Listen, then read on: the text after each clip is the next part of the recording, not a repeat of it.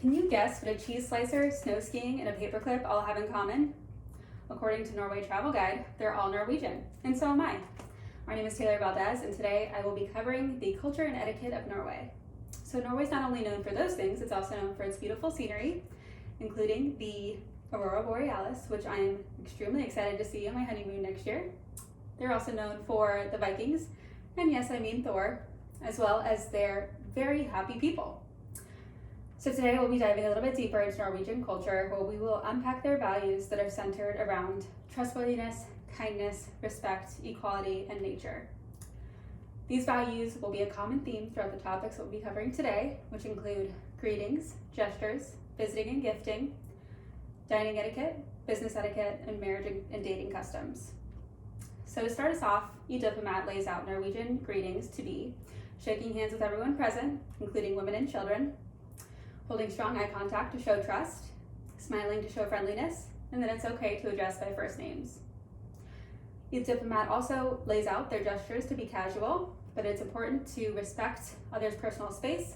So that means standing about 3 or 4 feet apart in conversation and a little bit more in public spaces. They also suggest that you avoid any excessive body language or facial expressions, as it could make Norwegians feel uncomfortable. It's also important to never use the okay hand symbol, as that is offensive, although a thumbs up for approval is okay in Norway.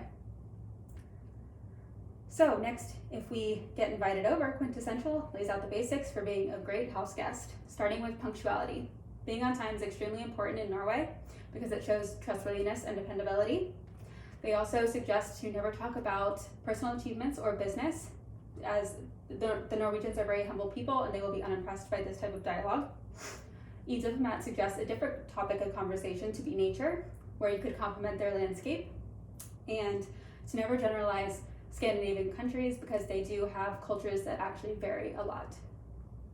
And the perfect way to show your appreciation for the invitation over is by bringing a gift, where Comma's CEO lays out the perfect gift guide to include flowers, chocolates, wine, pastries, but nothing too expensive because, again, they are very humble and they may take it as a bribe.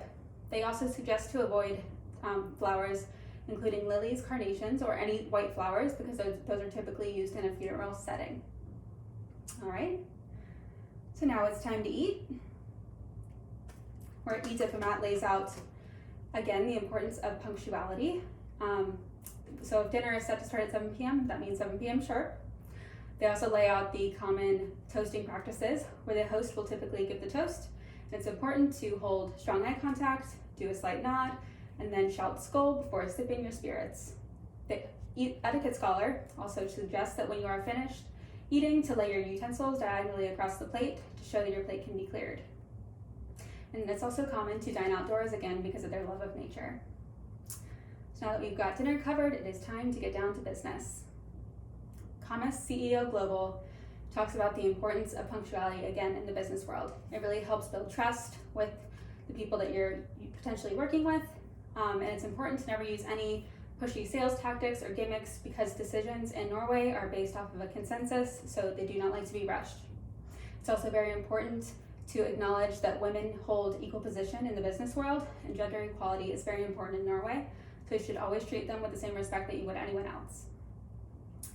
And last but not least brings us to marriage and dating customs, where Comma's CEO Global lays out their progressive marriage views. So it is actually not a prerequisite to be married to start a family.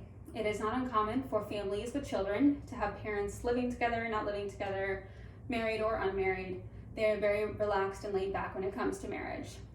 Scandinavian shop does lay out a traditional marriage to look like being held in a church, where the bride and groom would be wearing red attire, and the bride typically wears a bridal crown made of gold or silver. And here's an example of that. So now that we know all the in and outs of Norwegian culture, it is clear that these values of trustworthiness, kindness, respect, equality, and nature run strong throughout their entire country.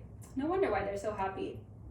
I want to conclude this presentation with some words of wisdom by the late Jimi Hendrix, who once said, "When the power of love overcomes the love of power, the world will know peace." And I believe that this statement holds truth and it is exemplified through Norwegian culture.